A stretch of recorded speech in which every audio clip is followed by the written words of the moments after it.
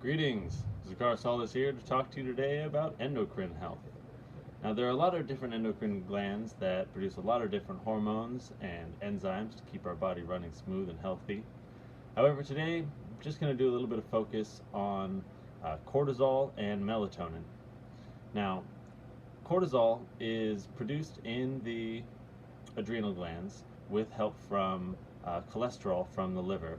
And now you want to make sure you're getting some good cholesterols from like avocado, fatty fish, olive oil, nuts, things like that to get your high density lipoproteins in, which your body can then make cortisol from. Now, your cortisol levels fluctuate throughout the day, naturally in 2 hour rhythms, but they also dip greatly when we want to go to sleep, and then they rise again when we want to wake up. Now, this has to do with your chronotype. Not everybody knows their chronotype, so it's always good to get in touch with whether you're generally somebody who's an early riser, likes to get up and going first thing, somebody who likes to wake up a little later but not stay up super late at night, and then those who prefer to wake up a bit later and then stay up into the evening hours.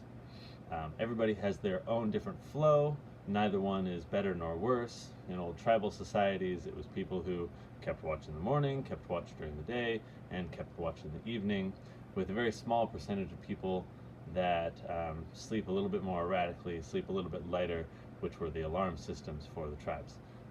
However, now that we don't function in that same manner in today's society, it's just good to take mind what comes naturally to you, and then you can work with it.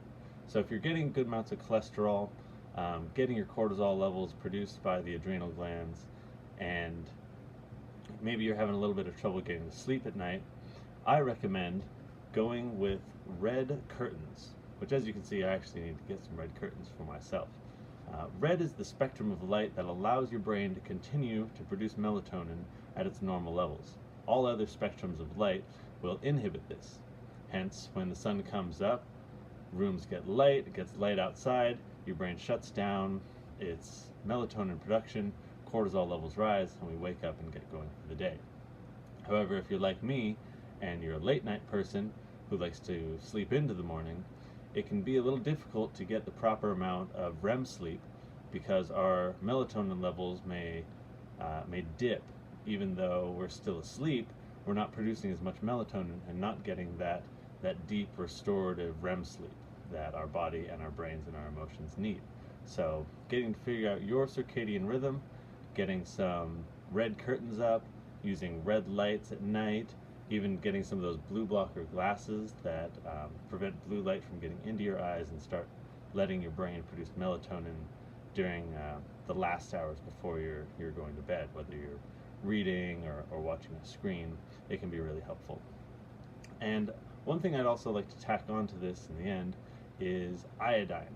Now, iodine helps our thyroid function, gets our metabolism going, and regulating that.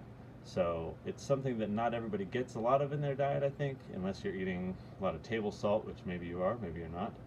Otherwise, I recommend getting some seaweed in there.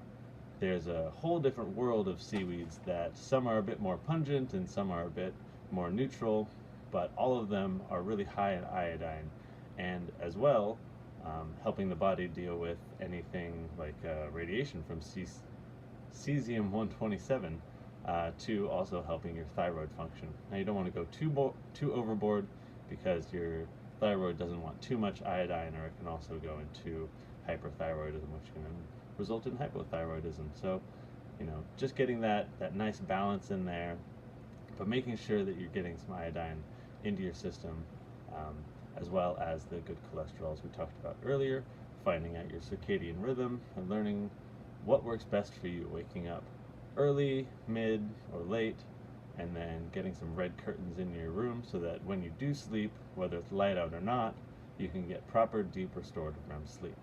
Any other questions or anything more on endocrine health? And let's talk. Cheers.